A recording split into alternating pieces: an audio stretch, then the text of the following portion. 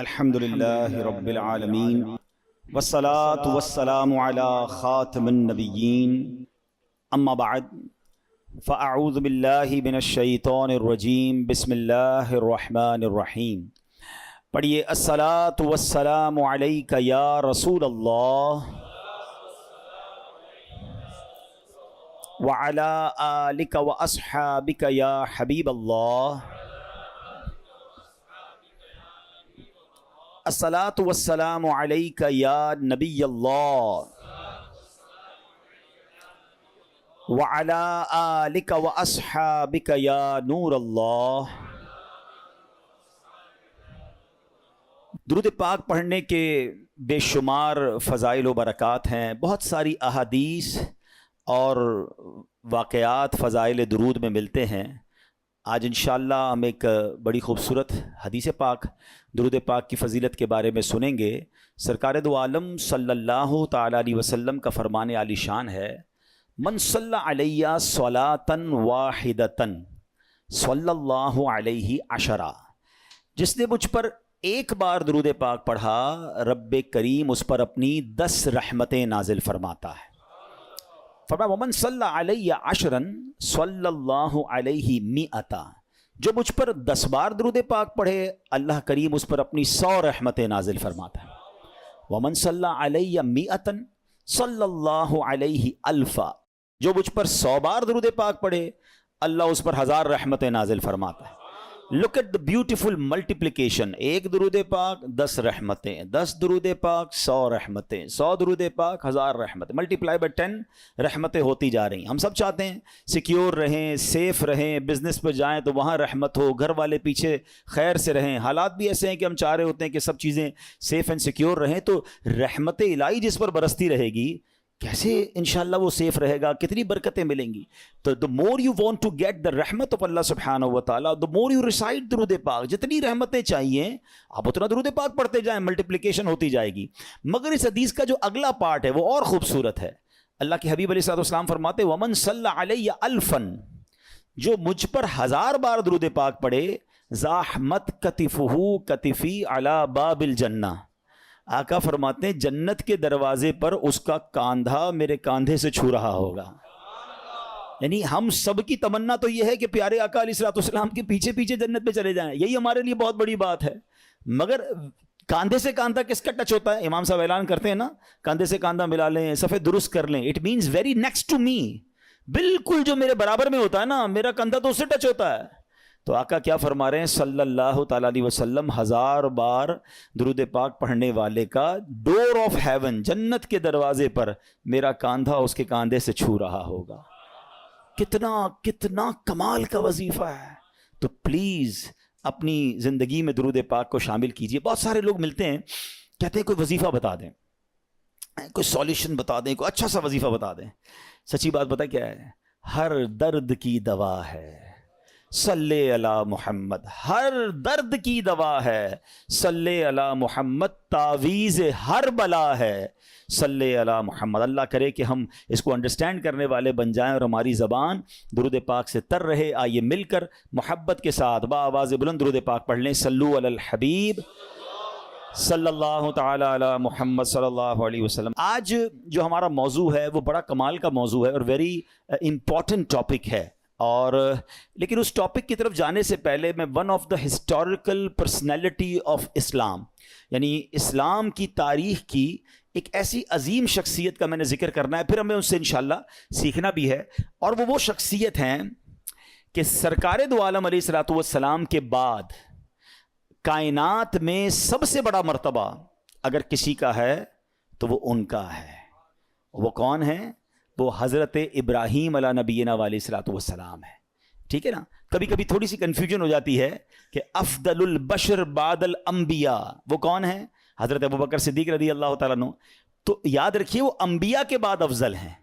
لیکن اگر انبیاء کو بھی شامل کر لیا جائے تو پوری یونیورس میں، پوری کائنات میں اللہ کے حبیب جناب رسول اللہ صلی اللہ تعالیٰ علیہ وسلم کے بعد جو دوسرے نمبر پر شخصیت آتی ہے جن کا مرتبہ سب سے بڑا ہے وہ حضرت ابراہیم علیہ نبینا علیہ الصلوۃ والسلام. حضرت ابراہیم کی ایک اور خوبصورت، بہت ساری انشاءاللہ باتیں سنیں گے ان کے بارے میں، مگر آپ جو ہے نا یہ وہ ہستی ہیں کہ چاروں آسمانی مذاہب میں آپ کا ادب ہے. اچھا ابراہیم جو آپ کا نام ہے اس کی وجہ تو بتاتا ہوں, لیکن آپ ابو الانبیاء بھی کہلاتے ہیں, یعنی آپ کے بعد جتنے نبی ہوئے وہ سب آپ کی اولاد سے ہوئے, اس لیے آپ انبیاء کے والد بھی کہلاتے ہیں. اچھا آپ کا نام جو ابراہیم ہے نا, آپ کے والد کا نام تارخ تھا, اور ابراہیم ایکچولی سریانی زبان کا لفظ ہے اور اس کے معنی ہے ابو الرحیم, یعنی مہربان باپ. چونکہ آپ بچوں پر بہت مہربان تھے, مہمان نوازی آپ کی بڑی مشہور تھی, اس لیے آپ کو ابراہیم کہا جاتا ہے. بعض لوگوں نے کہا کہ ابراہیم اصل میں ابرام تھا جس کے معنی ہے بزرگ, چونکہ آپ بہت سے انبیاء کرام کے والد ہیں اور سارے دینوں میں آپ کی عزت ہے, حتیٰ کہ مشرکین عرب بھی آپ کی عظمت کرتے تھے, عزت کرتے تھے, اس لیے آپ کا نام ابراہیم ہوا. اچھا آپ کا ایک بڑا پیارا لقب ہے ابو الضیفان, یعنی مہمان نواز, بہت مہمان نواز. آپ کے بارے میں آتا ہے کہ آپ کا گھر سڑک کے کنارے پر تھا, جو بھی گزرتا آپ اس کو گھر لے آتے اور اس کی مہمان نوازی فرماتے. بلکہ مہمان نوازی کی ابتدا جو ہے وہ حضرت ابراہیم علیہ نبینا علیہ الصلوۃ والسلام نے کی ہے. اچھا پھر اسی طرح آپ کے بہت سارے زندگی میں ایسے ایسے واقعات ہوئے کہ جس کے بارے میں انشاءاللہ جب ہم سنیں گے تو ایمان تازہ ہو جائے گا. یاد رہے کہ کعبے کی تعمیر جو ہے وہ بھی حضرت ابراہیم علیہ نبینا علیہ الصلوۃ والسلام نے کی, اور اپنے بیٹے کے ساتھ مل کر کی, حضرت اسماعیل علیہ نبینا علیہ الصلوۃ والسلام کے ساتھ. یہ جو مقام ابراہیم ہے نا, یہ ایک ایسا معجزہ ہے. آپ کو پتہ ہے مقام ابراہیم کو ٹائم کتنا ہو گیا ہے؟ علماء کہتے ہیں اپروکسیمیٹلی 5000 سال سے زیادہ عرصہ ہو چکا ہے. یہ جو باکس ہے نا مقام ابراہیم کے اوپر, یہ اب لگا ہے 200-400-500 سال پہلے یہ پتھر کھلے آسمان تلے پڑا ہوتا تھا. کھلے آسمان تلے ہزاروں بارشیں, ہزاروں آندھیاں, ہزاروں موسم تبدیل ہوئے, مگر کمال دیکھیں وہ پتھر میں حضرت ابراہیم کے قدموں کا نشان آج بھی ویسے ہی موجود ہے. یعنی اللہ نے نشانی کیسے باقی رکھی ہے. آپ ذرا سوچیں کہ 200-400 سال کسی عمارت کو چھوڑ دیں, وہ گر جاتی ہے, وہ ٹوٹ جاتی ہے. وہ پرانی عمارتیں کہاں چلتی ہے؟ 5000 ایئرز پرانا یہ پتھر ہے. اور اس مقام ابراہیم, یہ جنت سے آیا تھا پتھر. اور اس پتھر کی ایک اور خوبصورت بات, حضرت ابراہیم اس پتھر پہ کھڑے ہوتے تھے تو کعبے کی دیواریں تو بہت اونچی ہیں, تو فرمایا کہ جیسے جیسے کعبے کی دیوار اونچی ہوتی جاتی تھی نا, یہ پتھر بھی اونچا ہوتا جاتا تھا.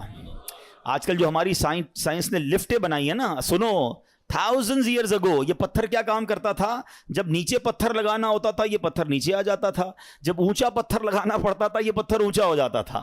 تو اللہ کی قدرت کا ایسا نظارہ ہے, اور آج بھی مقام ابراہیم جو ہے سبحان اللہ وہ موجود ہے. ایک عشق والی بات بھی سن جاؤ, ٹھیک ہے, ہم اپنے بیان میں کچھ عقیدے کا بھی ذکر کر دیا کرتے ہیں, کوئی عشق رسول کی بات بھی کر لیتے ہیں.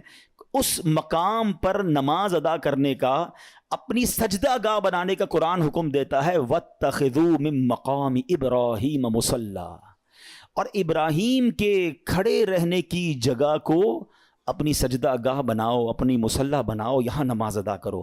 اب مجھے بتائیے کہ جہاں حضرت ابراہیم موجود نہیں ہیں, ان کے قدموں کے نشان ہیں, اللہ اس کی عظمت کا ذکر قرآن میں کر رہا ہے, تو جہاں جس قبر انور میں, جس روضے میں خود مصطفیٰ کریم موجود ہیں, تو اس مدینے کی برکتوں کا عالم کیا ہوگا, اس روضہ رسول کا عالم کیا ہوگا, مسجد نبوی میں جا کے سجدوں کا عالم کیا ہوگا. تو آپ سوچئے کہ سبحان اللہ. اچھا پھر یہاں ایک اور بات سیکھنے کو مل رہی ہے, اللہ والے جہاں سے گزر جائیں, جہاں ٹچ کر دیں, جہاں وقت گزار لیں, وہ جگہ ایسی مقبول ہو جاتی ہے کہ وہاں جائیں تو جا کر دعائیں قبول ہونا شروع ہو جاتی ہیں. تو اگر آج کوئی مقدس مقام پر کسی اللہ کے ولی کے مزار پر جا کر اللہ سے دعا مانگ رہا ہے, تو یہ رحمتوں کے نزول کی جگہ ہے. یہ قرآن سے ہمیں سیکھنے کو مل رہا ہے. Let's come to the topic. اب حضرت ابراہیم علیہ نبینا علیہ الصلوۃ والسلام جو ہے نا, وہ اتنی عظیم ہستی ہیں کہ آپ کے کچھ اسپیشلٹیز ہیں, ایکسکلوسیوٹی ہے, یعنی وہ صرف آپ کے ساتھ خاص ہیں. وہ چند باتیں عرض کرتا ہوں. حضرت ابراہیم علیہ الصلوۃ والسلام نبی پاک علیہ الصلوۃ والسلام کے بعد سب سے افضل ہیں. اسی طرح حضرت ابراہیم علیہ الصلوۃ والسلام اپنے بعد آنے والے سارے نبیوں کے والد بھی ہیں. اچھا اسی طرح آپ ہی کی یادگار حج کے ارکان ہیں, آپ ہی کعبہ شریف کی پہلی تعمیر کرنے والے ہیں. اس طرح جس پتھر پر کھڑے ہو کر آپ نے کعبے کو تعمیر کیا, اس پتھر پر اس کے قریب قیام اور سجدے ہونے لگ گئے, اور قیامت میں سب سے پہلے آپ ہی کو عمدہ لباس عطا ہوگا, آپ کے فوراً بعد جناب رسول اللہ صلی اللہ تعالیٰ علیہ وسلم کو عطا ہوگا. تو یہ وہ مقام ہے حضرت ابراہیم علیہ نبینا علیہ الصلوۃ والسلام کا.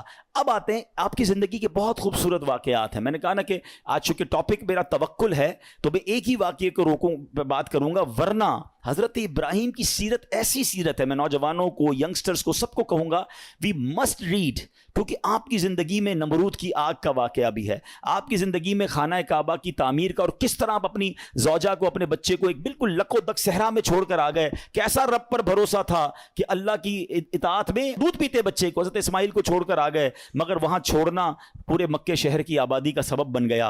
اور پھر آپ ہی کی زندگی میں وہ واقعہ بھی ہے کہ جس میں کیا ہوا تھا کہ آپ علی نبینا علیہ الصلوۃ والسلام کے ساتھ جو کعبے کی تعمیر ہوئی, آپ علیہ الصلوۃ والسلام کے ساتھ بہت سارے ایسے واقعات, وہ پرندوں کا ذبح کرنا بھی ہے, آپ علیہ الصلوۃ والسلام کے بہت سارے معجزات ہیں جو سننے اور دیکھنے کے قابل ہیں. اور پھر آپ کو جب خواب میں حکم دیا گیا کہ اپنے بیٹے کو ذبح کرو, تو آپ نے اپنے بیٹے کو ذبح کرنے میں بھی کسر نہ چھوڑی. یہ اللہ کے کیسے بندے تھے, ہر قربانی کے لیے ہر وقت تیار ہو جاتے تھے. آپ کو پتہ ہے حضرت ابراہیم کو اولاد کب ملی تھی؟ حضرت ابراہیم اللہ سے دعا کرتے تھے, اسمع یا ایل, اسمع یا ایل. اسمع لفظ عربی کا, اسمع کے معنی ہوتا ہے اللہ سن لے, ایل ہے عبرانی زبان کا لفظ. The meaning of L is پروردگار, اللہ, اے اللہ میری سن لے, مجھے بیٹا دے دے, مجھے اولاد دے دے. 99 ایئرس کی ایج میں جا کر حضرت ابراہیم کو حضرت اسماعیل عطا ہوئے ہیں. آپ ذرا سوچیں, دو باتیں سیکھنی ہے اس میں. مایوس نہیں ہوئے, پکارتے رہے ہیں. ہم تو 2-4 مہینے کوئی دعا کرے کام نہ ہو, بندہ کہتا دعا کا فائدہ ہی کوئی نہیں ہے. اچھا میری اور آپ کی حیثیت کیا ہے؟ وہ خلیل اللہ ہیں, اللہ کے دوست ہیں. 99 ایئرس کی دعا, کمال ہے نا. اس سے سیکھنے کو مل رہا ہے کہ دعا سے مایوس نہیں ہونا. اور دوسری بات یہ سیکھنی ہے کہ اللہ والوں کو آزمایا بھی جاتا ہے. ہاں, آزمائشیں آتی ہیں, ان کو ٹیسٹ کیا جاتا ہے. ہماری دعا قبول نہ ہو, اللہ سے ہی بدزن ہو جاتے ہیں. توبہ توبہ, ایسا کبھی نہیں کرنا. اور دوسری بات, آج ہم میں سے کسی کو 5, 10, 15 سال کے گیپ کے بعد بچہ ہو جائے, یا اولاد ہی نہیں ہو رہی, اور 10 سال بعد پہلی اولاد ہو, اس کو تو پیر زمین پہ نہیں لگنے دیتے. کتنا پیار دیتے ہیں اس کو, کیئر کرتے ہیں. بھائی بڑی مرادوں سے ملا ہے, 99 سال کی عمر میں بیٹا ملا ہے, اور حکم ہو رہا ہے اس بیٹے کو ہی ذبح کر دو. آپ امتحان کا لیول تو سوچو یار, امیجن نہیں کر سکتے. ہم میں سے آج تک کس کو یہ کہا گیا, اور آپ نے کوئی ہیلا بہانہ تلاش نہیں کیا, آپ تو چلے گئے. اور بیٹا بھی کہتا ہے ابا جان کیجئے جو رب کا حکم ہے. آپ نے چھری بھی پھرا دی, اپنا کام پورا کیا انہوں نے. وہ تو اللہ کی شان تھی کہ چھری نے حضرت اسماعیل کو کوئی نقصان نہ پہنچایا, اللہ نے جنتی مینڈھا بھیج دیا. اب وہ ذبیح اللہ کہلائے حضرت اسماعیل نبی علیہ الصلوۃ والسلام. سیکھیں ان بزرگوں کی سیرت سے, کیا صبر تھا, کیا بھروسہ تھا. قربانی کے لیے ہر وقت تیار رہتے تھے. ہمیں چھوٹی سی قربانی دینی ہو تو ہم پیچھے بانٹ جاتے ہیں, کوئی نہ کوئی بہانہ تلاش کرتے ہیں. آئیے آج میں حضرت ابراہیم کا وہ واقعہ سنانا چاہتا ہوں جو ہمارے جو مین ٹاپک ہے اس کو کور بھی کرے گا, اور ہمیں بہت کچھ سیکھنے کو ملے گا. آپ کی ایج تھی ایک روایت کے مطابق 18 یا 20 سال. اب جس ایریا میں رہتے تھے وہاں ہوتی تھی بت پرستی, لوگ بتوں کی پوجا کرتے تھے. آپ ان بتوں سے بڑے بیزار تھے, اب اللہ وحدہ لا شریک کی عبادت کرتے تھے. تو ہر سال اس علاقے میں, اس ولیج میں ایک میلہ ہوتا تھا. اس میں شراب پیتے تھے لوگ, ناچ گانے کرتے تھے, یا جو بھی ان کو خرافات کرنے ہوتے تھے. تو انہوں نے کہا کہ آپ بھی چلیں. حضرت ابراہیم کو بھی بلایا. آپ نے کہا میں نہیں جاتا. سارے گاؤں والے چلے گئے, آپ اکیلے اس گاؤں میں رہ گئے. آپ نے کہا یہ کدھر جاتے ہیں, بت خانے میں جا کر کیا کیا کرتے ہیں. آپ اس بت خانے کے اندر چلے گئے, ہیں جو بھی ان کا ٹیمپل کہہ لیں, مندر کہہ لیں. آپ اس کے اندر گئے, آپ نے دیکھا عجیب عجیب قسم کے بت بنے ہوئے ہیں, کوئی چھوٹا ہے کوئی بڑا ہے. آپ کو بڑا غصہ آیا, آپ نے کلاڑا لیا, کسی کا ہاتھ توڑا, کسی کا پیر توڑا, کسی کا ناک توڑا کہ یہ اس کی عبادت کرتے ہیں. اور جو سب سے بڑا بت تھا اس کے کاندھے پر کلاڑی رکھ کر آپ باہر آ گئے. جب وہ سارے لوگ شرابیں پی کر عیاشیاں کر کر واپس آئے تو جب اپنے ٹیمپل کے اندر گئے تو حیران ہو گئے کہ یہ بتوں کو کس نے توڑ دیا, ہمارے خداؤں کو کس نے ہاتھ پیر توڑ دیے. بڑا غضب, بڑا غصہ, ڈھونڈو کس نے کیا ہے. کہا ایک ہی نوجوان ہے جو ہمارے ساتھ نہیں چلا تھا, یہ اسی نے کیا ہوگا. حضرت ابراہیم علیہ نبینا علیہ الصلوۃ والسلام کو لائے اور کہا کہ یہ کس نے کیا ہے, آپ بتائیں. آپ نے بڑا لاجیکلی جواب دیا کہ انہی سے پوچھ لو نا, جو سب سے بڑا بت ہے اس سے پوچھ لو, دیکھو کاندھے پہ کلاڑا بھی اسی کے لگا ہوا ہے. تو وہ کہتے ہیں یہ تو جواب نہیں دیتے. اب ذرا دیکھیں لاجیکلی ڈیمونسٹریشن کیسا کیا, پریکٹیکلی. کہتے ہیں نا کہ کچھ چیزیں پریکٹیکلی سمجھائی جاتی ہیں. آپ نے کہا اسی سے پوچھ لو نا جو سب سے بڑا ہے اور اس کی کاندھے پہ کلاڑا بھی رکھا ہے, یہ بتا دے گا کس نے توڑا ہے. تو وہ کہتے ہیں کہ یہ تو جواب نہیں دیتے. اللہ اکبر. اب اس پوائنٹ کو لے کر حضرت ابراہیم علیہ نبینا علیہ السلام نے کیا خوبصورت, جس کو کہتے ہیں جواب دیا, جو آپ نے جواب دیا وہ قرآن میں موجود ہے. آپ فرماتے قال افتعبدون من دون اللہ ما لا ينفعکم شیئا ولا یضرکم, کہا کہ تم اللہ کے سوا ایسے کو پوجتے ہو جو نہ تمہیں نفع دے سکتا ہے نہ نقصان دے سکتا ہے. اف لکم, تف ہے تمہارے اوپر. ولما تعبدون من دون اللہ افلا تعقلون, کہتے ہیں تم ان بتوں کو اللہ کے سوا پوچھتے ہو, تف ہے تم پر, تمہارے اندر عقل نہیں ہے, تمہیں خود نہ نفع دے رہے ہیں نہ نقصان دے رہے ہیں. یعنی پریکٹیکل کر کے بتایا نا. مگر کہتے ہیں کہ جس کی آنکھوں پر پردہ پڑ جائے نا, اس کو آپ ایگزامپل بھی دے دیں, دلیل بھی دے دیں. آج بھی ایسے لوگ موجود ہیں, قرآن سے نکال کے دکھا دو, حدیث سے بتا دو, اس کو لاجیکلی سمجھا دو. جس کو نہیں ماننا میں نہ مانوں, اس کو نہیں ماننا. تو یہ شروع سے معاملہ ہے کہ کچھ لوگ نہیں مانتے. تو بہرحال اب اتنا زبردست ڈیمونسٹریشن تھا, ہونا کیا چاہیے تھا, توبہ کر لیتے کہ یار بات تو صحیح کر رہے ہیں, یہ بت اپنے آپ کو توڑ پھوڑ سے نہیں بچا سکے, ہمیں کیا بچائیں گے. مگر اینڈ آف دا ڈے کیا ہوا, ان ظالموں نے کیا کہا کہ اب ان کو پکڑ کر ان کو جلا دو. قرآن میں یہ الفاظ موجود ہیں, حرقوہ وانصروا آلہتکم ان کنتم فاعلین, ان کو جلا دو اور اپنے خداؤں کی مدد کرو اگر تمہیں کرنا ہے. اب ان ظالموں نے حضرت ابراہیم علیہ نبینا علیہ السلام کو پکڑ لیا, ان کو گرفتار کیا, اور اب پلان کیا تھا کہ اب آگ میں ڈالنا ہے. اچھا وہ کوئی چھوٹی موٹی آگ نہیں تھی, ایک بندے کو جلانے کے لیے بہت تھوڑی سی آگ بھی کافی تھی. انہوں نے دنیا کی ہائیسٹ فائر ایسٹنگوش کی, اتنی بڑی آگ لگائی کہ وہ ایریا نو فلائنگ زون بن گیا, پرندہ بھی اوپر سے نہیں گزر سکتا تھا, پرندہ گر جاتا تھا آگ کے اندر, اتنی خطرناک آگ.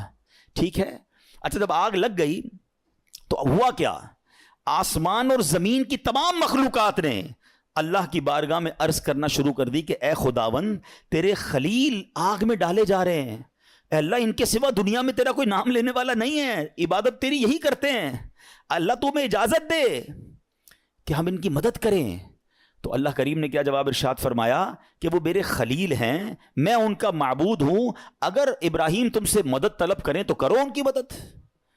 اب حضرت ابراہیم علیہ نبی علیہ السلام جو ہیں ان کے پاس ایک پانی کا فرشتہ آیا, کہتا حضور بس آرڈر کر دیں, اجازت دیں, ابھی بارش برساتا ہوں, بند ہو جائے گی.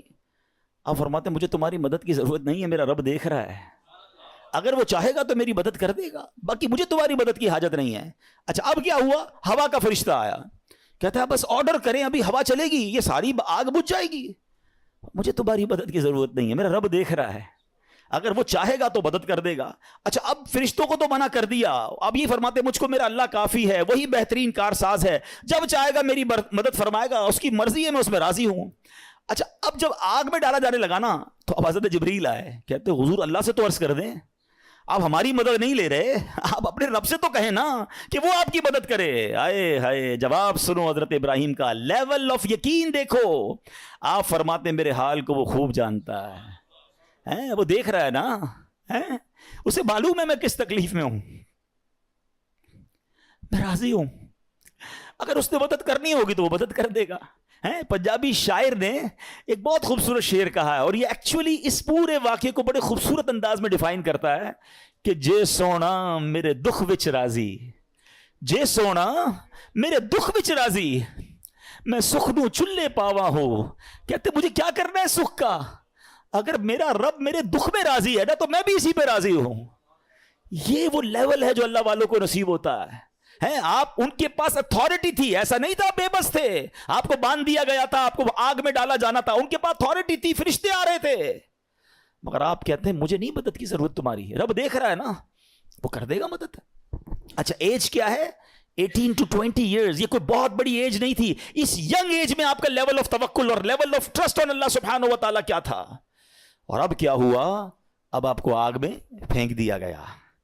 اچھا آپ آگ میں جو گئے تھے نا, آپ نے ایک دعا پڑھی تھی, لا الہ الا انت سبحانک لک الحمد ولک الملک لا شریک لک. اور جب آپ آگ کے شعلوں میں داخل ہوئے تو اب اللہ کریم کی طرف سے آگ کو آرڈر کیا دیا گیا. آپ نے نہیں مانگا, مگر رب کی طرف سے کیا آرڈر دیا گیا وہ بھی قرآن میں موجود ہے. اللہ فرماتا ہے قلنا یا نار کونی بردا وسلاما علی ابراہیم. رب فرماتا ہے ہم نے فرمایا اے آگ ہو جا ٹھنڈی اور سلامتی ابراہیم پر. علماء نے اس کی بھی تفسیر بیان کی کہ اگر اللہ کی طرف سے صرف یہ حکم ہوتا نا ٹھنڈی ہو جا, تو حضرت ابراہیم کو ٹھنڈ لگنا شروع ہو جاتی, اتنی ٹھنڈی ہو جاتی. ہائے ہائے، اللہ نے انتظام بھی فرمایا تو کیسا فرمایا، ٹھنڈی بھی ہو جا سلامتی والی بھی ہو جا. اچھا آگ بجھی نہیں تھی، یہ بھی یاد رکھیے گا، آگ موجود تھی. ایسا نہیں ہوا کہ حضرت ابراہیم آگ میں گئے اور آگ بجھ گئی، چیپٹر کلوز. نہیں، آگ جل رہی ہے، حضرت ابراہیم اندر ہیں اس آگ میں. کتنی دیر رہی ہے پتہ ہے آپ کو؟ کچھ سمجھتے ہیں 1 منٹ 2 منٹ 5 منٹ کے بعد باہر آ گئے. علماء فرماتے ہیں، مفسرین کہتے ہیں، بعض تفسیروں میں لکھا 7 days، 7 دن آگ کے اندر رہے. ایک تفسیر میں ہے 40 دن اور ایک تفسیر میں 50 days آگ میں رہے. یعنی وہ کافر جو باہر کھڑے تھے وہ تو سمجھے چیپٹر کلوز ہو گیا ہے، مگر جب آپ باہر آتے ہیں آپ کا بال بھی بھیکا نہیں ہوتا ہے. آگ کا کام چلانا ہے، مگر رب چاہے تو وہ آگ ہی حفاظت کرنے والی بن جاتی ہے. ہم اصل میں اسباب پر نظر رکھ رہے ہیں کہ یار یہ ہو جائے گا تو یہ ہو جائے گا، یہ ہو جائے گا تو یہ نقصان ہو جائے گا. یہ میں اور آپ سمجھ رہے ہیں، میرا رب چاہے تو وہ آگ کو گلزار بنا سکتا ہے. اس پورے واقعے پر شعراء نے بڑی کمال کی شاعری کی ہے. ایک بڑا کمال کا شعر ہے. اصل میں اس واقعے سے بہت ساری باتیں سیکھنے کو ملیں گی. ایک بات سیکھنے کو پتہ کیا مل رہی ہے؟ ہر چیز لاجک پر نہیں ہوتی ہے، ہر چیز عقل پر فیصلے نہیں کرنے ہوتے. ہمارے پاس کیلکولیٹر ہے نا، ہم زندگی کے بہت سارے فیصلے کیلکولیٹر پر کرتے ہیں. بعض اوقات لوگ زکوٰۃ دیتے نا، کہتے ہیں یار 10 کروڑ روپے ہیں، 25 لاکھ روپے زکوٰۃ نکل جائے گی. اوئے ہوئے، یہ تو پیسے کم ہو جائیں گے، 9 کروڑ 75 لاکھ رہ جائیں گے. کیلکولیٹر کیا بتا رہا ہے؟ پیسے کم ہو جائیں گے. ایک میرا آپ کا کیلکولیٹر ہے، ایک رحمت کا کیلکولیٹر ہے. رحمت کا کیلکولیٹر کہتا ہے 2 اللہ کی راہ میں یہ بڑھیں گے. عقل کہتی کیسے بڑھیں گے بھائی؟ میں اگر اپنے جیب میں پیسے دے دوں گا اللہ کی راہ میں تو کم ہی ہوں گے نا. لاجک یہ کہتی ہے، رحمت کچھ اور کہتی ہے. ہر چیز عقل سے نہیں ہوتی ہے. کیا خوبصورت شعر ہے، بے خطر کود پڑا آتش نمرود میں عشق. یہ چھلانگ جو ہے نا عقل نے نہیں لگائی تھی، یہ عشق نے لگائی تھی. عقل تو کہہ رہی تھی جل جائیں گے، عشق کہتا ہے کود جاؤ، رب کا حکم ہے نا، رب کی رضا ہے. بے خطر کود پڑا آتش نمرود میں عشق، عقل تھی محو تماشائے لبے بام. ابھی عقل تو ابھی سوچ رہی تھی، عشق نے اپنا کام کر دیا. پنجابی کا ایک شعر ہے، عشق دے چلے ہی نمبر لے گئے. عشق دے چلے ہی نمبر لے گئے، عقل مندہ ایویں عمرہ گالیاں. بعض اوقات عشق والے بہت آگے بڑھ جاتے ہیں. اور شاعر مشرق نے کیا لکھا، کیا کمال کی بات. یقین کرے یہ شعر جو ہے نا، کاش یہ بات سمجھ آ جائے. ہمیں بعض اوقات لگتا ہے مسئلہ حل نہیں ہو رہا، پرابلم سالو نہیں ہو رہی، بڑی مشکل ہے. ایک ہی ریکوائرمنٹ ہے. شاعر مشرق لکھتے ہیں، اگر آج بھی ہو ابراہیم سا ایمان پیدا. کیا کنڈیشن ہے؟ لیول آف ایمان اگر وہ ہو جائے نا، توکل، ٹرسٹ، اگر آج بھی ہو ابراہیم سا ایمان پیدا، آگ کر سکتی ہے انداز گلستان پیدا. آج بھی آگ گلزار بنے گی، آج بھی آپ کی پرابلم سالو ہوگی. بس ایمان وہ چاہیے، لیول وہ چاہیے جو حضرت ابراہیم علیہ نبینا علیہ الصلوۃ والسلام کو عطا کیا گیا. تو اس واقعے سے اللہ کی رضا پر راضی رہنا، مشکلوں پر صبر کرنا اور امتحان پر اپنے آپ کو اسٹیڈ فاسٹ رکھنا، یہ ہمیں قرآن سکھا رہا ہے. اور اے میرے پیارے اسلامی بھائیوں، آج کل ہمارا بہت بڑا مسئلہ کہ ٹرسٹ ڈیفیسٹ ہے. ہمیں دنیا والوں پر بھروسہ ہے، ہمیں رب پر بھروسہ نہیں ہے. ہم سب پر بھروسہ کرتے ہیں، ہم رب پر بھروسہ نہیں کرتے. ہماری جو ہے نا اللہ سے دوستی کمزور ہو گئی ہے. ہمیں لگتا ہے نہیں یار یہ مسئلہ کیسے حل، جب تک یہ بندہ نہیں ملے گا نا، جب تک یہ فون نہیں کرے گا، جب تک اس سے میرا کانٹیکٹ ڈیولپ نہیں ہوگا، میرا کاروبار ہی نہیں بڑھے گا، میرا مسئلہ ہی حل نہیں ہوگا. یہ ہماری بھول ہے. میں آپ کو کچھ انشاءاللہ حدیثیں سناتا ہوں، پھر اس ٹاپک پہ مزید بات کرتے ہیں کہ اللہ کے حبیب علیہ الصلوۃ والسلام کیا فرماتے ہیں. اللہ کے نبی علیہ الصلوۃ والسلام فرماتے ہیں، یہ جو یہ توکل ہے نا، اس کے بارے میں آپ فرماتے ہیں کہ اگر تم ایسا توکل کرو کہ جیسا توکل کرنے کا حق ہے، تو اللہ کریم تمہیں ایسے عطا فرمائے گا جیسے پرندوں کو روزی عطا فرماتا ہے. اب یہ اتنے سارے پرندے ہیں، ان کی روزی کا انتظام کیا ہے؟ اتنا کمال کا یہ سٹڈی اگر آپ کریں، اور حدیث میں آیا نا کہ اللہ ایسے روزی دے گا جیسے پرندوں کو دیتا ہے. کبھی بھی آپ کے گھر میں بھی کوئی پرندہ ہو، آپ نے اس کے گھونسلے میں دیکھا ہے کوئی چھوٹی سی اس نے کبٹ بنائی ہوئی ہو اور 2-4 دن کا چارہ جمع کیا ہو؟ کسی پرندے کے پاس دیکھا ہے؟ نہیں. اس کا مطلب یہ ہوا کہ 800 ارب پرندے اپروکسیمیٹلی ڈیلی صبح گھر سے نکلتے ہیں، اپنے درختوں سے اڑتے ہیں، اور جب شام واپس آتے ہیں ان سب کو اللہ پاک روزی دے چکا ہوتا ہے. توکل کا لیول دیکھیں نا، توکل ہے نا، ان کو کل کا جمع ہی نہیں کر رہا. ہمارے کبڈز بھرے ہیں، ہمارے اکاؤنٹس بھرے ہوئے، ہماری جیبوں میں پیسے، ہمارے اناج کے ڈبے کھولیں کچن میں تو کچھ نہ کچھ نکل آئے گا، مگر فکر ہی ختم نہیں ہوتی. کال کرو تھینو، پرسوں کیا ہوگا، 1 سال بعد کیا ہوگا، بچہ بڑا ہو جائے گا تو کیا ہوگا، یہ بوڑھا ہو جاؤں گا کیا ہوگا، میں مر جاؤں گا تو کیا ہوگا. ارے اللہ کے بندے، سارے کام ہمارے سوچنے کے ہیں ہی نہیں. جس رب نے پیدا کیا ہے مجھے، وہ مجھے دے رہا ہے. جس نے بچوں کو پیدا کیا اس کو بھی دے گا. بچی پیدا نہیں ہوتی ہماری ٹینشن شروع ہو جاتی ہے اس کی شادی کا کیا ہوگا. ارے بھائی ابھی تو پیدا ہوئی ہے, تو ابھی سے ٹینشن لینے شروع کر دی ہم نے. نہیں, اللہ پر بھروسہ, یقین, وہ کریم ہے, وہ مالک ہے, ساری دنیا کو عطا کر رہا ہے, مجھے بھی دے گا. ہے بڑا خوبصورت جملہ علماء کہتے ہیں, وہ چونٹی کو کن دیتا ہے اور ہاتھی کو من بھی وہی دیتا ہے. ہاتھی کی خوراک دیکھیے, وہ منو کھاتا ہے, چونٹی ذرہ کھاتی ہے, وہ ذرے چونٹی کو ذرہ بھی پہنچا دیتا ہے اور ہاتھی کو منو بھی پہنچا دیتا ہے. تو وہ مجھے بھی دے گا, بس لیول چاہیے. ایک اور بڑی خوبصورت حدیث پاک ہے, اللہ کے نبی علیہ الصلوۃ والسلام فرماتے ہیں, جس کو یہ پسند ہو کہ وہ لوگوں میں سب سے زیادہ قوی ہو جائے. ہم میں سے بہت سارے لوگ بڑے کمزور ہوتے ہیں, ڈر جاتے ہیں, خوف زدہ رہتے ہیں, یہ ان کے لیے حدیث کا پارٹ بڑا زبردست ہے. آپ فرماتے ہیں جو یہ چاہتا ہے کہ سب سے زیادہ قوی ہو جائے تو اسے چاہیے کہ اللہ عز و جل پر توکل کرے, اور جس کو یہ پسند ہو کہ وہ زمانے میں باعزت ہو جائے اسے چاہیے تقوی اختیار کرے, اور جس کو یہ بات پسند ہو کہ سب لوگوں سے زیادہ دولت مند ہو جائے تو اپنے پاس موجود شے سے زیادہ اس پر اعتماد کرے جو اللہ تعالیٰ کے دستے قدرت میں ہے. ہم اپنے مال پر بڑا بھروسہ کر رہے ہوتے ہیں, یار بھائی دیکھو پیسے جمع کر لو مصیبت میں کام آئیں گے.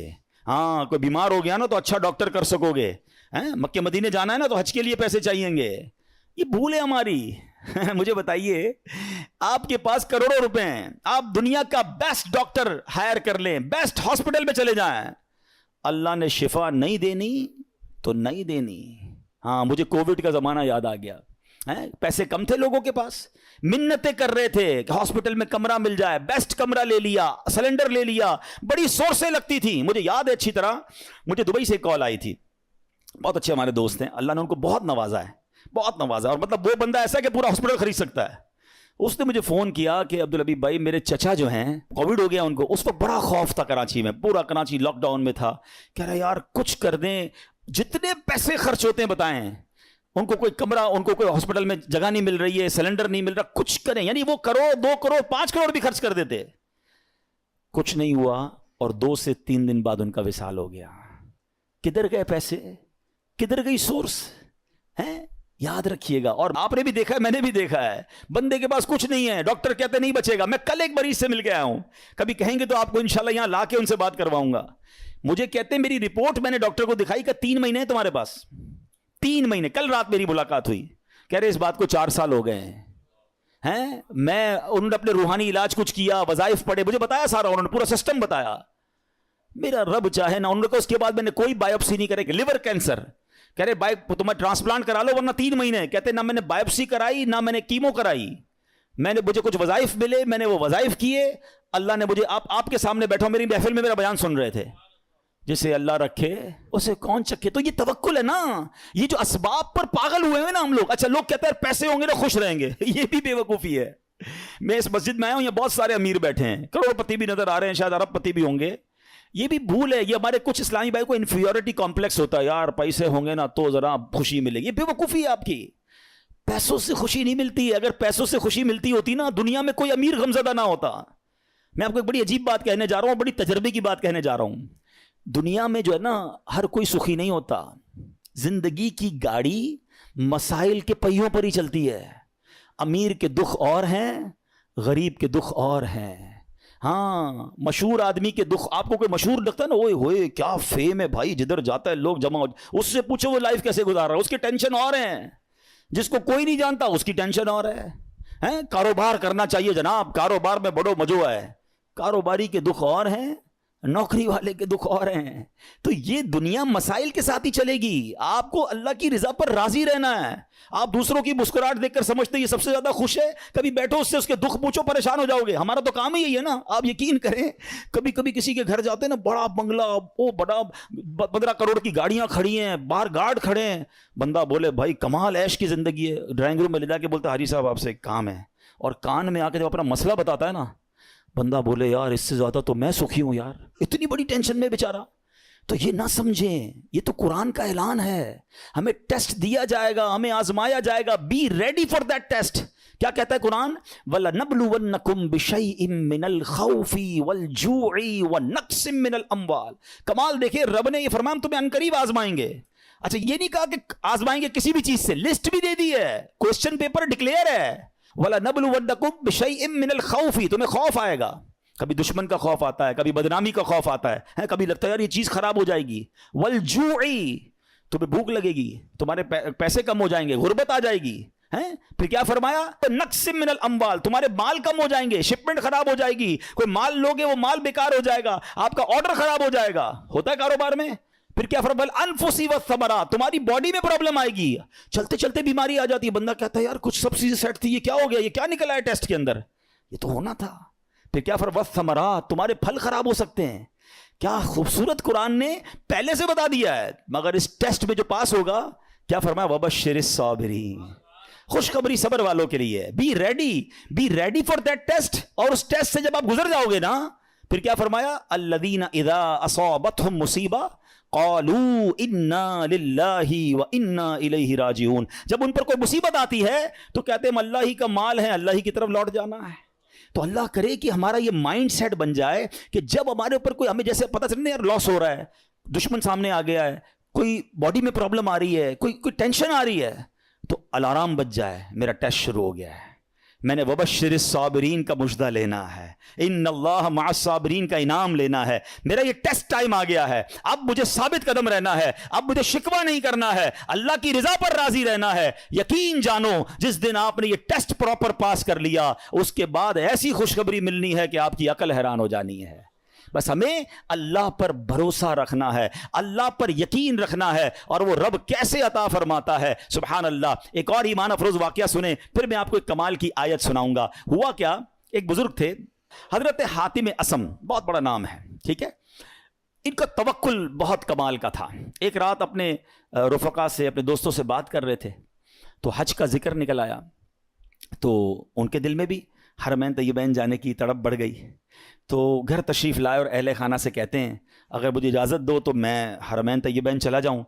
تو بیوی بچوں نے کہا کہ ہمارے پاس تو پیسے ہی نہیں ہیں، فاقے چل رہے ہیں، اور آپ مکہ مدینے جانے کی بات کر رہے ہیں، اور آپ چلے گئے تو ہمارا پیچھے کیا حال ہوگا، ہیں بھروسہ اللہ پر نہیں ہے، اسباب پر، چیزوں پر۔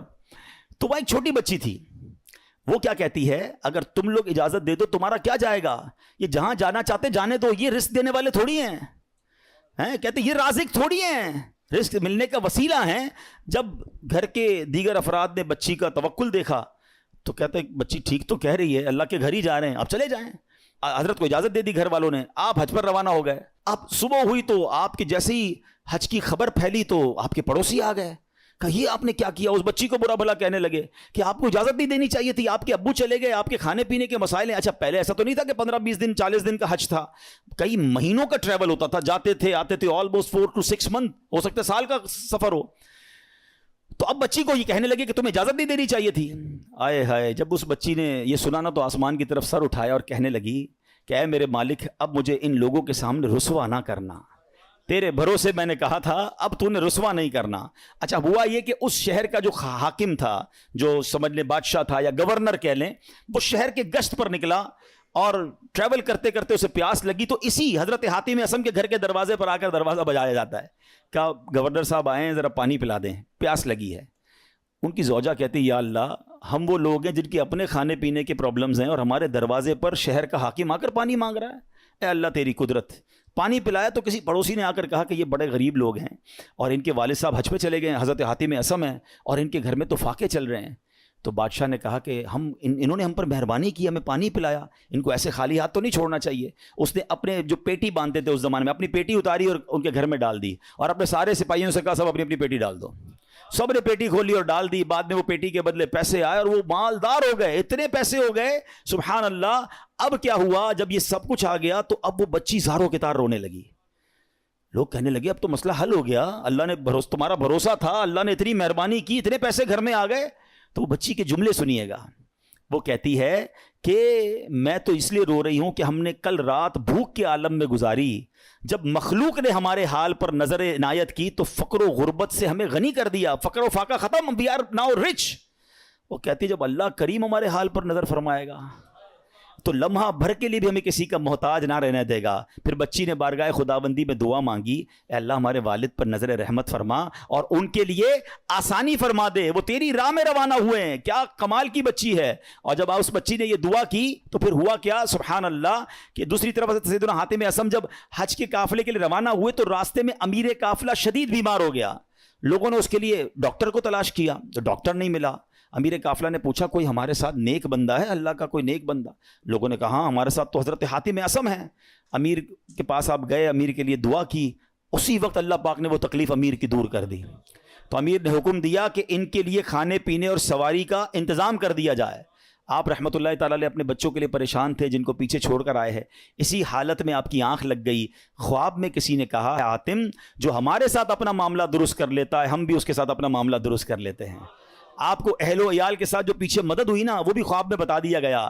حج کے بعد جب واپس تشریف لائے تو بچی گلے لگ کر رونے لگی. اس موقع پر وہاں موجود بچوں نے بڑوں سے کہا اللہ پاک اس کی طرف نظر نہیں فرماتا جو عمر کے اعتبار سے بڑا ہو, بلکہ اس کی نظر رحمت تو اس کی طرف متوجہ ہوتی ہے جو اللہ کریم کی زیادہ پہچان رکھتا ہے, زیادہ معرفت رکھتا ہے. تو اے میرے پیارے اسلامی بھائیوں, یاد رکھیے اللہ پر بھروسہ ہو تو بگڑے کام سنور جاتے ہیں. یہ آج کل لوگ جو حرام کام کی طرف جا رہے ہیں نا, کوئی سود کا کام کر رہا ہے, کوئی رشوت کا کام کر رہا ہے, کوئی جناب کہتا ہے نہیں یار جھوٹ بولے بغیر کاروبار کیسے ہوگا. یہ ایکچولی پرابلم یہ توکل کی کمی ہے. آج حرام روزی کا جو بازار گرم ہے نا, اچھا پتہ سب کو ہے کہ میں جھوٹ بول رہا ہوں, پتہ ہے میں ملاوٹ کر رہا ہوں, پتہ ہے میں دھوکہ دے کر پیسے کما رہا ہوں, لیکن جب اس سے پوچھو کیوں کر رہے ہو تو یار کیا کریں, گھر کا خرچہ کیسے چلے گا, مارکیٹ میں سارے ہی جھوٹ بولتے ہیں, میں نہیں بولوں گا تو میرا مال کیسے بکے گا. مجھے بتائیے پھر توکل کدھر گیا, پھر بھروسہ کدھر گیا. یعنی آپ یہ سمجھتے کہ غلط کر کر ہی پیسے ملیں گے, یہ بھول ہے ہماری. یاد رکھیے حرام روزی کے قریب بھی نہ جائیں. یہ وہ غلطی ہے جو ہمارے یہاں بہت بڑی تعداد میں لوگ کر رہے ہیں. آپ یقین کریں, آپ اللہ پر بھروسہ رکھیں اور ایک نیت کر لیں آج کچھ بھی ہو جائے میں حرام روزی کے قریب بھی نہیں جاؤں گا. پھر دیکھیں آپ کے مسئلے کیسے حل ہوتے ہیں. سب سے بڑا پرابلم پتہ ہے کیا ہے, ہمارے مسئلے حل نہیں ہو رہے, ہمیں سکون نہیں ملتا ہے, ہماری ٹینشنیں دور نہیں ہوتی ہیں. پلیز چیک کیجئے روزی حلال ہے کہ نہیں ہے. ایک بار حضرت موسیٰ علیہ نبینا علیہ الصلوۃ والسلام نے ایک شخص کو دیکھا کہ وہ زارو کتار رو رہا ہے, ہاتھ اٹھا اٹھا کر دعائیں کر رہا ہے, یا اللہ یا اللہ یا اللہ. حضرت موسیٰ تو اللہ سے بات کرتے تھے. آپ نے اللہ سے عرض کی مولا یہ اتنی دعائیں کر رہا ہے, اس کی دعا سن لے, اس کی پکار سن لے, اس کا مسئلہ حل کر دے. اللہ نے فرمایا اے موسیٰ یہ اتنا روئے کہ روتے روتے مر جائے, یہ اتنے ہاتھ بلند کرے کہ اس کے ہاتھ آسمان تک پہنچ جائیں, تب بھی اس کی دعا قبول نہیں ہونی ہے. حضرت موسیٰ نے کہا یا اللہ وجہ کیا ہے؟ فرمایا یہ حرام کھاتا ہے, حرام پہنتا ہے اور اس کے گھر میں حرام مال ہے. خدا را اس سے نکل آئیے, ہمت کیجئے, ایک بار آپ بھروسہ کیجئے اللہ پر. مجھے اندازہ ہے اس طرح کے بیان ہوتے ہیں نا تو ڈبل مائنڈڈ ہو جاتا ہے بندہ, یار بات ٹھیک ہو رہی ہے مگر پورا امپائر کھڑا ہوا ہے, پوری فیکٹری چل رہی ہے, پورا بزنس ہی سود پہ چل رہا ہے, جھوٹ پہ چل رہا ہے, بہت ساری غلطیاں ہیں, کیسے نکلوں؟ اللہ سے مدد مانگنی ہے, وہ کریم ہے, وہ ضرور مدد فرمائے گا. ایک اور بات سنیے, یہ بعض اوقات فیملی پریشر کی وجہ سے بھی لوگ حرام کی طرف جاتے ہیں, ڈیمانڈ ہی ختم نہیں ہوتی نا. ایک اور حدیث پاک سنیے, اللہ کرے میری بہنیں سن رہی ہوں, میری مائیں, میری بچیاں سن رہی ہیں, وہ بھی اس حدیث کو سنیں. پیارے آقا علیہ الصلوۃ والسلام نے ارشاد فرمایا لوگوں پر ایک ایسا زمانہ آئے گا کہ مومن کو اپنا دین بچانے کے لیے ایک پہاڑ سے دوسرے پہاڑ اور ایک غار سے دوسرے غار کی طرف بھاگنا پڑے گا. اس وقت روزی اللہ عز و جل کی ناراضگی کے ذریعے ہی حاصل کی جائے گی, یعنی طریقہ بڑا مشکل ہو جائے گا حلال کمانے کا.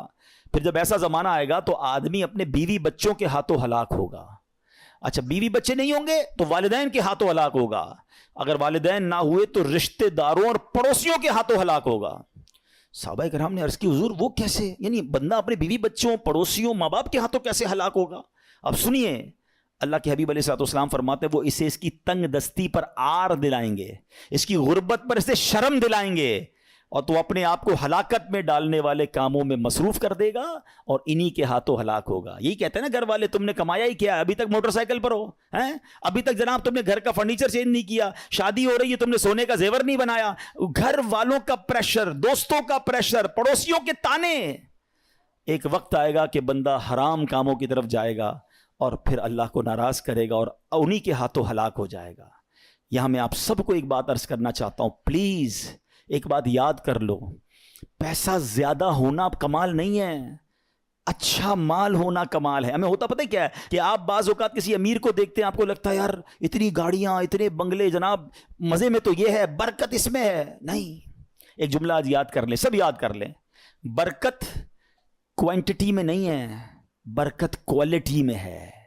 کسی کے پاس اربوں روپے ہیں, حرام کے ہیں, سکون نہیں ہے, سو نہیں پا رہا, بچے بیمار, نافرمان, گناہگار, وہ پیسے کس کام کے ہیں؟ اور کسی کے پاس تھوڑے ہیں مگر حلال کے ہیں, سکون کی نیند آتی ہے, بڑی بیماری سے اللہ نے بچایا, بچے اور فیملی نیکوکار ہیں. بتاؤ کون زیادہ سکون میں, کون برکت والا ہے؟ پلیز حلال کی طرف توجہ رکھیں.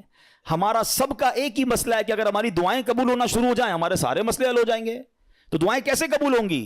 ایک سوال کیا گیا پیارے آقا علیہ الصلوۃ والسلام کی بارگاہ میں, حضور, اور سوال کرنے والے عشرہ مبشرہ میں سے صحابی ہیں, حضرت سعد بن ابی وقاص رضی اللہ تعالیٰ عنہ. کوسچن کتنا پیارا ہے, کہتے حضور میں مستجاب الدعوات بننا چاہتا ہوں.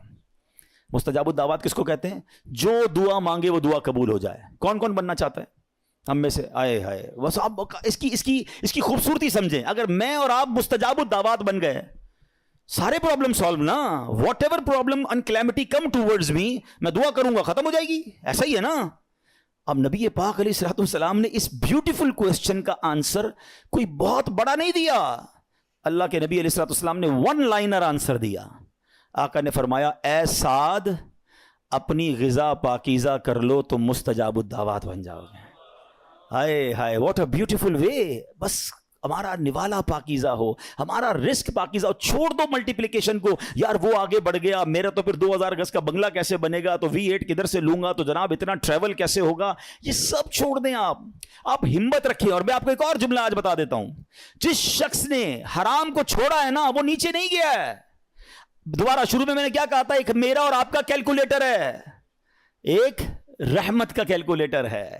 آپ مجھے ایک بات کا جواب دیں. میں نے کئی بار یہ واقعہ بیان کیا, چلو میں اس کو شارٹ کر دیتا ہوں. ایک مبلغ کو ایک بندہ ملا اور کہتا ہے, جناب میں آپ کا بیان سنا اور مجھے ذہن بن گیا حرام چھوڑنے کا. یورپ کی بات ہے. وہ کہتے ہیں میرے اسٹور پہ شراب بکتی ہے, اور بھی سامان بیچتا ہوں, لیکن شراب بھی بیچتا ہوں. میں شراب بیچنا چھوڑوں گا, پیسے ہی پورے نہیں ہوں گے, کرایہ ہی نہیں نکلے گا, بچوں کا کیا ہوگا. تو اس مبلغ نے اس بندے کو یہ کہا جو میں آپ سب کو اور میرے ویورز کو بھی کہنا چاہتا ہوں, کہ یار ایک بات بتاؤ, تم حرام کما رہے ہو؟ کہتا ہے ہاں. اللہ دے رہا ہے, روزی مل رہی ہے؟ کہا مل رہی ہے. تم حلال کماؤ گے تو کیا وہ روزی بند کر دے گا؟ مجھے بتائیں نا, رزق دینے والا کون ہے, رازق کون ہے؟ میں اللہ کی نافرمانی کروں وہ دے رہا ہے, اور مجھے ڈر یہ ہے کہ میں اس کو راضی کروں گا اور وہ بند کر دے گا. یا تو روزی دینے والا کوئی اور ہوتا تو سمجھ آتی بات کہ بھائی عبادت اللہ کی کروں گا, وہ بندہ ناراض ہو جائے گا. جب روزی دینے والا رب ہے, میرا ایمان ہے, عقیدہ ہے, اس کا مطلب یا تو وہ ایمان کمزور ہے, اور اگر وہ توکل مل گیا تو یہ ڈیفینیٹلی ہوگا کہ آپ اللہ کی ناراضی چھوڑیں, آپ کو اندازہ نہیں ہوگا کہاں سے روزی آنا شروع ہو جائے گی. ہوا کیا پتہ, سنیں, یہ میں آپ کو پریکٹیکل واقعہ بتا رہا ہوں. 1 یا 1.5 سال بعد اسی مبلغ کی اسی نوجوان سے پھر یورپ میں ملاقات ہوئی. وہ نوجوان ڈھونڈتا ہوا آیا, کہتا ہے میں یاد ہوں آپ کو. کہتے یار کچھ یاد تو آ رہا ہے, آپ سے ملاقات ہوئی تھی. کہا میں وہی ہوں جس نے آپ سے وعدہ کیا تھا میں شراب نہیں بیچوں گا. آپ نے کہا تھا کہ اللہ تمہاری روزی میں برکت دے گا, ایسا ہی ہوا ہے, میں نے شراب بیچنا چھوڑ دی, پتہ نہیں کدھر سے روزی آ رہی ہے, اللہ نے برکت ڈال دی ہے. یہ ایک ٹیسٹ ہوتا ہے, یہ ایک پلان آپ کو پہلے لگے گا نہیں ہوگا, اور بعض اوقات کچھ دنوں تک آزمایا بھی جائے گا. آپ بولیں یار مولانا صاحب نے کہا تھا کہ بھائی حرام چھوڑ دو, پیسے زیادہ ہو جائیں گے, میں تو روز کی رشوت 10,000 روپے لیتا تھا, میں نے چھوڑ دی, آج تو 11,000 روپے نہیں آئے. ایسا نہیں ہوگا, کچھ دن آزمایا جائے گا. ہو سکتا ہے اللہ تھوڑی میں ہی تمہیں سکون عطا کر دے, تمہیں برکت ڈال دے, یا پھر تمہیں اپنے غیب کے خزانوں سے عطا فرمائے. اب میں آخر ایک آیت, اس بیان کو اینڈ کرتے ہوئے, ایک ایسی آیت ہے ایسا دلاسا دیتی ہے, اور اتنی پریکٹیکل قرآن کی آیت ہے. یقین کریں جب پھنس جاؤ نا, اس آیت کو اللہ کرے آپ یاد کر لیں. میں ریفرنس دے دیتا ہوں, آپ ایسا کریں کہ ریفرنس نوٹ کر لیں, اپنے موبائل میں نوٹ کر لیں, پھر خود قرآن پاک سے نکال لیجئے گا. ون آف مائی فیوریٹ آیت آف قرآن پاک. آئے ہائے ہائے, کیا دلاسا دیتی ہے. پارہ نمبر 28 ہے, سورہ الطلاق ہے, آیت نمبر 2 اور 3. ٹھیک ہے, یہ آیت آپ اس کو یاد کر لو, اس کا ترجمہ یاد کر لو, جب بھی ٹینشن میں ہو نا آپ یہ آیت دہرا لو. اب آیت سنیں کیا ہے, پورا فارمولا اللہ نے قرآن میں دے دیا ہے. اللہ فرماتا ہے وَمَن يَتَّقِ اللَّهَ يَجْعَلْ لَهُ مَخْرَجًا, جو اللہ سے ڈرے اللہ اس کے لیے نجات کا راستہ نکالے گا, اس کو ایگزٹ ڈور ملے گا. پھر کیا فرمایا, وَيَرْزُقْهُ مِنْ حَيْثُ لَا يَحْتَسِبْ, اللہ ادھر سے روزی دے گا جدھر تمہارا گمان بھی نہیں ہوگا. اچھا اب اس کو تھوڑا پریکٹیکلی کرتے ہیں, ٹھیک ہے. یہ سفید داڑھی والے بزرگ بیٹھے ہیں, مور دین 50 ایئرز جتنے بیٹھے ہیں نا, میں نے کبھی آپ سے بات نہیں کی ہوگی اس موضوع پر, مگر آج میں بہت عجیب سا دعویٰ کرنے جا رہا ہوں. جتنے یہاں 50 سال سے بڑی عمر کے بیٹھے یا 45 سے پلس ہے نا, اب میں جو جملہ کہنے جا رہا ہوں آپ سب سے پوچھ لیجئے گا, آپ کی زندگی میں ایک بار کم از کم, اس سے زیادہ بھی ہو سکتا ہے, ایک بار ایسا ضرور ہوا ہوگا کہ آپ کو لگا ہوگا یار بس اب ختم, پھنس گئے بھائی, بڑا معاملہ آ گیا ہے, اب نہیں نکل سکتا, ادھر سے نکلوں گا کیسے. اور آپ ایسے نکلے ہوگے کہ آج جب آپ سوچتے تو آپ حیران ہیں, یار میں اس پرابلم سے نکلا کیسے. کیلکولیٹر کہتا تھا قرضہ بہت ہو گیا ہے, نقصان بڑا ہو گیا ہے, پیسے پھنس گئے کہیں, کوئی پیسوں کا معاملہ ہوا ہوگا, کوئی بیماری کا معاملہ ہوا ہوگا, کوئی فیملی پرابلم ہوا ہوگا. مگر آج سوچتا ہوں تو حیران ہو جاتا ہوں, ایسا ہوا ہے. سب کے کئی لوگوں کے سر ہل رہے ہیں. اس کا مطلب کیا ہے؟ جو اللہ سے ڈرے اللہ اس کے لیے نجات کا راستہ نکالتا ہے. وَيَرْزُقْهُ مِنْ حَيْثُ لَا يَحْتَسِبُ, اللہ ادھر سے روزی دیتا ہے جدھر تمہارا گمان بھی نہیں ہوتا. جو لوگ اس بھروسے سے ہٹ جاتے نا, دیکھیں واٹ از دا کانسیکوینسز, اگر ہم توکل کو چھوڑتے تو اس کا پتہ ہے پرابلم کیا ہوتا ہے. میں نے میرے بیان کا ٹاپک آج ہم نے اسی لیے رکھا, توکل ضروری کیوں ہے. آج ڈپریشن بڑھ رہا ہے, آج سوسائڈز بڑھ رہے ہیں, آج لوگ جناب اللہ سے مایوسی کی باتیں کر رہے ہیں. کیوں؟ توکل ختم ہو گیا. توکل ایکچولی اینٹی ڈپریشن ہے. اگر آپ بھروسہ اللہ پر کر لینا, دنیا کی کوئی بھی چیز سامنے آ جائے. ہمیں کسی نے آگ میں نہیں ڈالا, حضرت ابراہیم کو تو آگ میں ڈالا نا. ایسے بہت سارے بدر کا واقعہ ہم نے سنا. 313 لوگوں کو کیا تھا جذبہ؟ توکل تھا کہ اللہ کے نبی ساتھ ہیں, ہم راضی ہیں, اور اللہ نے فرشتے بھیج دیے. تو ایکچولی یہ ڈپریشن سے نکلنا ہے, سوسائڈ کے خیال دماغ میں نہ آئے, تو ہمیں اسٹرانگلی اللہ پر بلیو کرنا ہوگا. یہ آیت بتا رہی ہے وَيَرْزُقْهُ مِنْ حَيْثُ لَا يَحْتَسِبُ, اللہ ادھر سے روزی دے گا ادھر تمہارا گمان بھی نہیں ہوگا. پھر اللہ آگے کیا فرماتا ہے؟ وَمَن يَتَوَكَّلْ عَلَى اللَّهِ فَهُوَ حَسْبُهُ, جو اللہ پر بھروسہ کرے اللہ اس کے لیے کافی ہے. Actually this is the message of Quran. اللہ پر بھروسہ نہیں ہے تو آپ پریشان ہی رہیں گے, اور اللہ پر بھروسہ کر لیں پھر دیکھیں آپ کیسے نکلتے ہیں. ہم دنیا والوں کو اپنی پرابلمز بتاتے ہیں. میں آج آخر میں آپ کو ایک بات بتانا چاہتا ہوں, نہ بتایا کرو دنیا والوں کو اپنے مسائل. ہاں مت بات کیا کرو, کوئی کچھ کرتا بھی نہیں ہے اور کر سکتا بھی نہیں ہے. میری بیماری کون دور کر سکتا ہے, میرا پرابلم, کیونکہ سارے مسائل حل ہونے اللہ کی بارگاہ سے ہیں.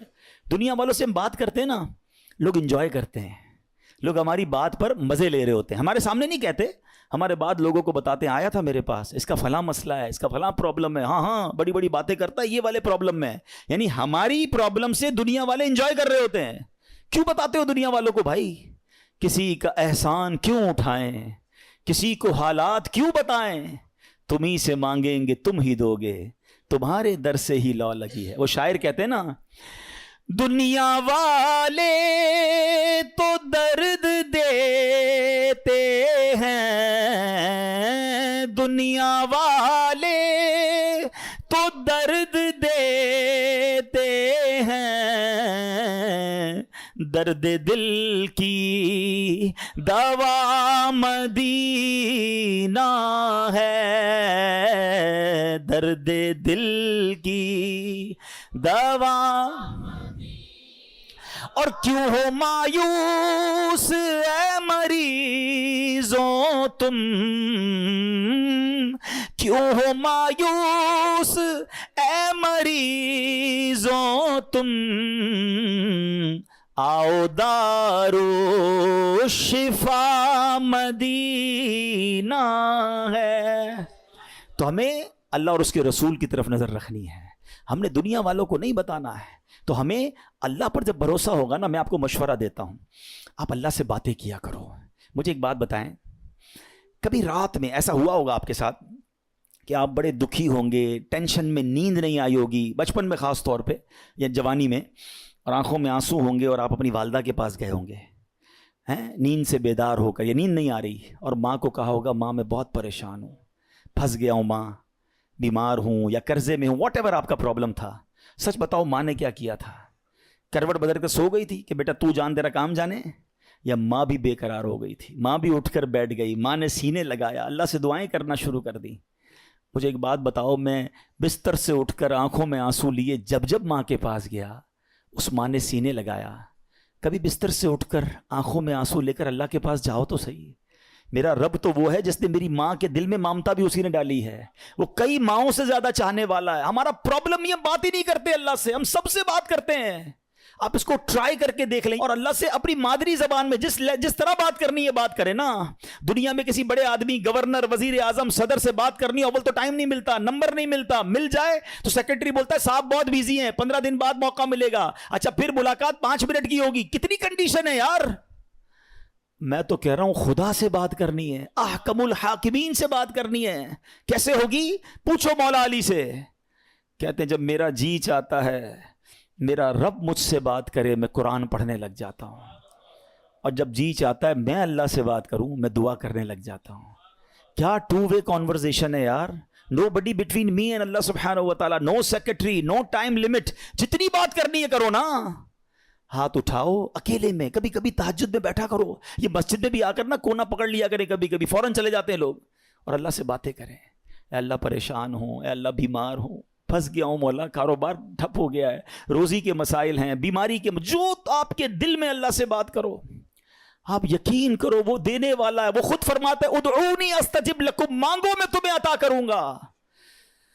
جس دن اللہ پر آپ کا بھروسہ بڑھ گیا نا آپ کو دعا کا لطف آ جائے گا. آپ اللہ سے پتہ ایک اور بڑی پیاری قرآن پاک کی آیت کا جز ہے، وہ کیا ہے؟ وَأُفَوِّضُ أَمْرِي إِلَى اللَّهِ، میں اپنے سارے کام اپنے رب کے سپرد کرتا ہوں. ہم کہتے ہیں نا یار میں آج گیا تھا بھائی فلاں جگہ فائل جمع کرا کے آیا ہوں، مسئلہ حل ہو جائے گا، بہت بڑی شخصیت کو دے کر آیا ہوں فائل. جب آپ یہ پڑھو گے نا تو دل سے آواز آئے گی فائل جمع کرا دی اللہ کی بارگاہ میں. وَأُفَوِّضُ أَمْرِي إِلَى اللَّهِ إِنَّ اللَّهَ بَصِيرٌ بِالْعِبَادِ، اللہ اپنے بندوں کو دیکھ رہا ہے. تو یہ دعا میں شامل کرے اس وظیفے کو، اپنے معاملات اللہ کے سپرد کرنا سیکھو. اب ایک وسوسہ، یار مولانا صاحب کہہ تو رہے ہیں دعا تو کرتا ہوں، مسئلہ حل ہی نہیں ہوتا. مکے جا کر بھی دعا کی، مدینے جا کر بھی دعا کی، فلاں مزار شریف پہ بھی کی، فلاں بزرگ سے بھی کروائی، 10 سال سے دعا کر رہا ہوں، مسئلہ تو حل ہی نہیں ہو رہا. آپ کہتے ہیں اللہ سے مانگو اللہ دے گا. اب شیطان ہے نا کوئی تو دماغ میں بات ڈالے گا. پہلے تو اللہ سے جب محبت کر لو گے نا تو حضرت ابراہیم نے کیا کہا تھا؟ میرا رب دیکھ رہا ہے نا، جے سونا میرے دکھ وچ راضی، میں سکھ نو چلے پاوا ہوں. اللہ نے اگر میرے نصیب میں آزمائش لکھی ہے میں اس پر بھی راضی ہوں، کیونکہ بہت کچھ دیا ہے نا. حضرت رابعہ بصریہ رضی اللہ تعالیٰ عنہ کا ایک قول یاد آ گیا. ایک بندہ سر پہ پٹی باندھ کے جا رہا تھا. آپ نے دیکھا سر پہ پٹی بندھی، کیوں باندھی ہے پٹی؟ کہ سر میں درد ہے اس لیے پٹی باندھی ہے. آپ نے فرمایا کبھی صحت کی پٹی باندھی تھی؟ یہ جملہ بہت گہرا ہے، سمجھو اس کو. یعنی یہ آپ اللہ کی ولیاں ہیں نا، یہ اللہ والے نا، ان کے نزدیک یہ بھی شکایت ہے کہ سارے شہر کو بتا رہے ہو کہ اللہ نے آج درد دیا ہے. ایک دن درد دیا تو تم پٹی باندھ کے گھوم رہے ہو. 29 دن صحت دی تو لوگوں کو بتایا اللہ نے کتنا دیا ہے. وہ کبھی اس کو آپ نے کاؤنٹ کیا؟ کبھی تھوڑی دیر کے لیے دھوپ میں کھڑا کر دیا تو آپ واویلا کرنا ہم شروع کر دیتے ہیں. ساری زندگی چھاؤں میں رکھا، کبھی کبھی پرابلم آتی ہے، کبھی کبھی بیماری آتی ہے، باقی زندگی تو عیش کی ہے. تو اللہ سے محبت کرنا سیکھو. تو میں یہ کہہ رہا تھا وسوسہ کیا ہے کہ یار مانگی جا رہا ہوں کام تو ہوتا نہیں ہے. اب میں اس وسوسے کی کاٹ آپ کو ایک ایگزامپل کے ذریعے سمجھاتا ہوں. آپ کا چھوٹا بیٹا ہو، بچہ ہو یا بھائی ہو، اس کا گلا خراب ہو جائے، بخار ہو جائے، کھانسی ہو جائے، اور وہ کہے ابو میں نے شربت پینا ہے ٹھنڈا اور آج آئس کریم بھی کھانی ہے. ہاں بھائی بتائیں کھلائیں گے؟ جواب دیں. نہیں کھلائیں. اچھا رو رہا ہے، گر گڑا رہا ہے، نہیں میں نے کھانی ہے آج میں کھا کے رہوں گا، آپ کھلا دیں گے؟ اچھا آپ بھی نہیں کھلائیں گے. رو رہا ہے پھر بھی نہیں کھلائیں گے؟ نہیں کھلائیں گے. اچھا اب آپ کا ایک دوست ساتھ بیٹھا ہے، کہے گا یار کتنے ظالم ابو ہو، بچہ رو رہا ہے کھلا دو آئس کریم، کیا ہو گیا؟ آپ کیا رپلائی دیں گے؟ میں والد ہوں، مجھے پتا ہے کب میرے بچے کو کیا دینا ہے. یہی کہتے ہیں نا، میں والد ہوں مجھے معلوم ہے میرے بچے کو کب کیا دینا ہے. اب ذرا دل سے میرا جملہ سننا، تم والد ہو تمہیں پتا ہے بچے کو کب کیا دینا ہے، میرے مالک کو نہیں پتا مجھے کب کیا دینا ہے. میں رو رہا ہوں، میں گر گڑا رہا ہوں، میں ادھر جا رہا ہوں، میں ادھر جا رہا ہوں، میں سب سے دعائیں کروا رہا ہوں، نہیں ہو رہا میرا مسئلہ حل. ارے مان لو نا یہ میرے لیے بہتر ہے، میرا رب نہیں کر رہا یہ میرے لیے بہتر ہے. میرے ماں باپ میرے لیے برا نہیں سوچتے، تو وہ خالق اگر اس کو یہی منظور ہے تو یہی میرے لیے بہتر ہوگا.